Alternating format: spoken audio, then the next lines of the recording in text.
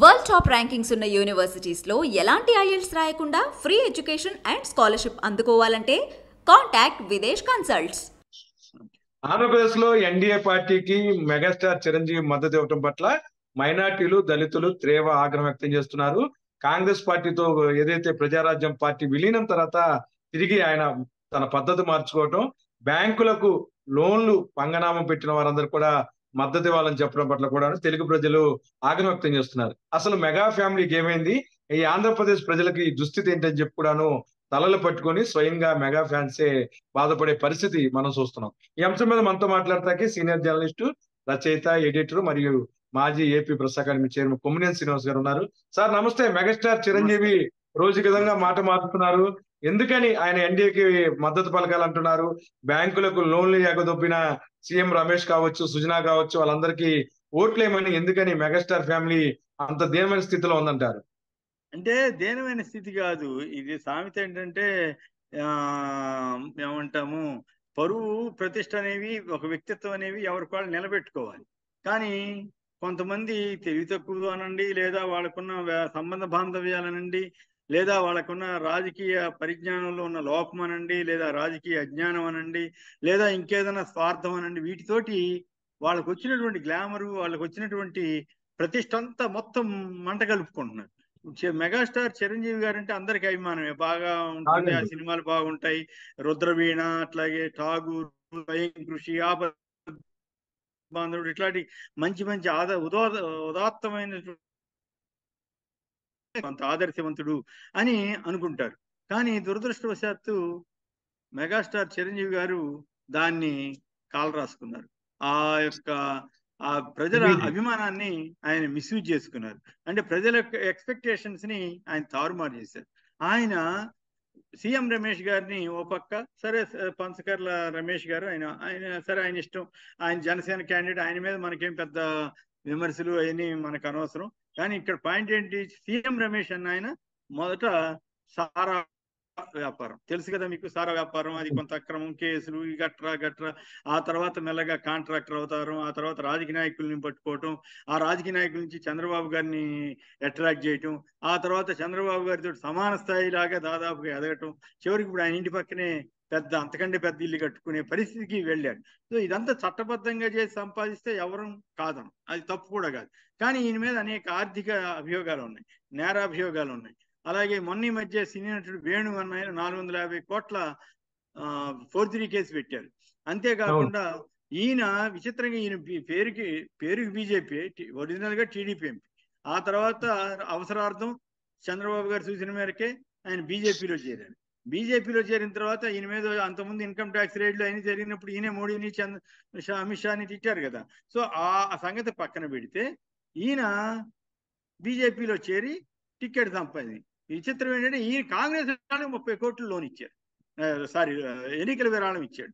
So Congress వాళ్ళకి ఎన్నికల విరాళం ఇచ్చిన 30 ఓట్ల విరాళం ఇచ్చిన సీఎం రమేష్ కి బీజేపీ వారు టికెట్ ఇచ్చారు. ఇంక ఇది ఏమి రాజకీయం అనుకోవాలి, ఏం కదా. అట్లాంటి సీఎం రమేష్ కి చిరంజీవి మద్దతు ఇస్తున్నాడు. చిరంజీవి కూటమికి మద్దతు ఇచ్చినట్లే కదా.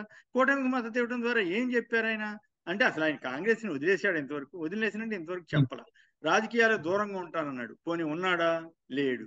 సో ఈ రకంగా ఏమైంది, ఒక్కసారిగా పవన్ కళ్యాణ్కి ఈయనకి తేడా లేదు అనేటువంటి పరిస్థితి వచ్చింది. పవన్ కళ్యాణ్ ఎట్లయితే ఒకదానికో దానికి సంబంధం లేకుండా మాట్లాడి అంత డబుల్ టాక్ చేసి జనంలో పరపతి పోగొట్టుకున్నాడు, పరువు పోగొట్టుకున్నాడు. అలాగే చంద్రబాబు దగ్గర కాళ్ళ దగ్గర ఊడిగం చేసే వ్యక్తిలాగా అనేటువంటి విమర్శను ఎదుర్కొంటున్నాడు. ఇప్పుడు చిరంజీవి గారు కూడా ఆ జాబితాలోకి చేరటం చాలా దురదృష్టం అని చెప్పాలి. ఇది ఎట్లా ఉంటుందంటే, ఆయన ప్రజారాజ్యం పెట్టినప్పుడు ఈనాడు, ఆంధ్రజ్యోతి వాళ్ళు బాగా ఎంకరేజ్ చేస్తూ రాసేవారు. ఎందుకంటే కాంగ్రెస్ కి ఏం చేశాడు, వెంటనే వాళ్ళు వ్యతిరేకంగా మద్దతు ఇస్తారు.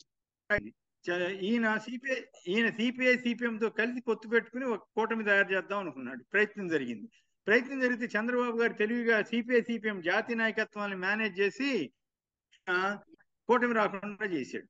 సో దాంతో ఏమైంది, చిరంజీవి గారు ఒంటరి దెబ్బతిన్నాడు. పైగా ఇంకోటి ఏమంటే, అప్పుడు తెలుగుదేశం వేసింది, కాంగ్రెస్ వాళ్ళు కూడా కొంత వేసి ఉండొచ్చు, కానీ తెలుగుదేశం చేసినంత విస్తృత ప్రచారం చంద్రబాబు గారు చేసినన్ని వ్యాఖ్యలు విమర్శలు ఇంకెవరు చేసి ఉండవు. ఆయన అంతే కదా, ఆయన స్టైల్ అట్లా ఉంటుంది. ఎదుటివాడు తనకి నష్టం చేస్తున్నాను అనుకుంటే ఎంత అవుట్ రైట్ వెళ్ళి వ్యక్తిత్వ హననం చేస్తారు. అలాగే చిరంజీవి గారిని భ్రష్టు పట్టించడంలో ఆ రకంగా ప్రయత్నం చేశారు. ఆ తర్వాత ఓడిపోయిన తర్వాత ఆయన ఒక చోట ఓడిపోయాడు, ఇప్పుడు పవన్ కళ్యాణ్ గారు 2 చోట్ల ఓడిపోయారు. ఆ తర్వాత ఏమైంది, ప్రజారాజ్యం పార్టీని కంటిన్యూ చేయలేకపోయాడు.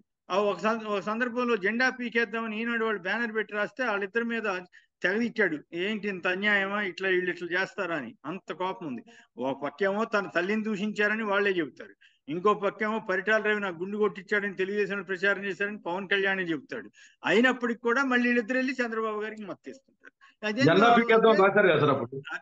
ఇవన్నీ రాజకీయ సంబంధాలా, ఆర్థిక సంబంధాలా, ఇవేం అర్థం కావట్లేదు. ఇప్పుడు సీఎం రమేష్ తోటి రాజ్యసభలో కలిసేమని కొంతకాలం ఉండొచ్చు, కానీ అంత ఢిల్లీలో ఎంత సంబంధం ఉన్నా కూడా ఈ రాజకీయమే కదా. ఇప్పుడు ఒకప్పుడు బాలకృష్ణకి సీటు ఇస్తే చంద్రబాబుని ఏమంది ఇచ్చాడు చిరంజీవి గారు, మోడీ గారితో కలిసి ముస్లింలకు అన్యాయం చేస్తావా అని చెప్పి బాలకృష్ణకి ఇస్తావా టికెట్ అని అప్పుడు అన్నాడు.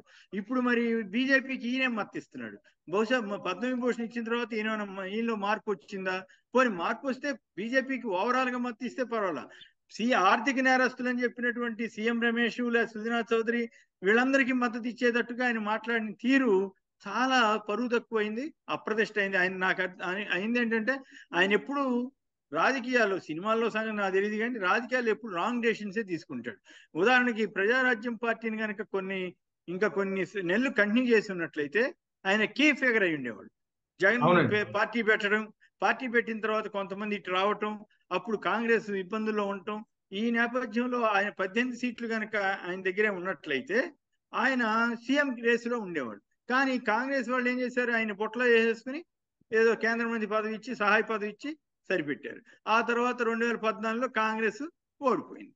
సో ఈయన ఇంకోటి ఏంటంటే, ఈయన రాజకీయంగా సక్సెస్ కాల, ఎమ్మెల్యేగా ఈయన ఓడిపోయాడు, లక్కీగా తిరుపతిలో గెలిచాడు, అది వేరే విషయం. అట్లాగే కాంగ్రెస్ లో చేరాడు, కాంగ్రెస్ ఓడిపోయింది. ప్రజారాజ్యం పార్టీ పెట్టాడు, ప్రజారాజ్యం పార్టీ కేవలం 18 సీట్లే తెచ్చుకుని పూర్తిగా పరాజయం చెందింది. అట్లా అంటే ఒకసారి మద్దతు ఇచ్చా అంటే ఒకసారి ఆయన ఓడిపోయాడు. కాబట్టి ఈయన పవన్ కళ్యాణ్ గారి ఒత్తిడో ఏం పాడో మనకు తెలియదు. 5 కోట్లు ఇచ్చినట్టుగా ఒక సంకేతం. సరే 5 కోట్ల అన్నదమ్ముల వ్యవహారం కదా, ఏదో జరిగి ఉంటుంది అనుకుంటే సీఎం రమేష్, ఎందుకంటే ఆయన సంగతి నీకు తెలిసి ఉండాలి, ఆయన వ్యవహారాలు తెలిసి ఉండాలి, ఆయన ఆర్థిక లావాదేవీలు తెలిసి ఉండాలి, బ్యాంకుల గొడవలు తెలిసి ఉండాలి, ఆయన మధ్య తెలిసి ఉండాలి. అయినప్పుడు కూడా ఆయన ఏదో గొప్పవాడి కింద ఈయన చెప్పడానికి ప్రయత్నం చేశాడంటే, ఆయన ఏదో పార్టీ పెట్టుకుని ఆ పార్టీలో ఉన్నాడులే, ఇక ఎవరి విషయం. ఆయన అసలు కనీసం సీఎం రమేష్. సో ఇవన్నిటినీ పరిగణలో తీసుకుంటే ఈయన మళ్ళొకసారి ఆ రకంగా తప్పు చేశాడు అని నాకు అనిపిస్తుంది. ఆయనే మళ్ళీ ఒకసారి బురదలో కాలేసి రాజకీయంగా రాజకీయంగా లేకపోవచ్చు కానీ, బట్ ప్రజల దృష్టిలో పల్సనయ్యాడని మాత్రం చెప్పాలి. Thank you sir, thank you.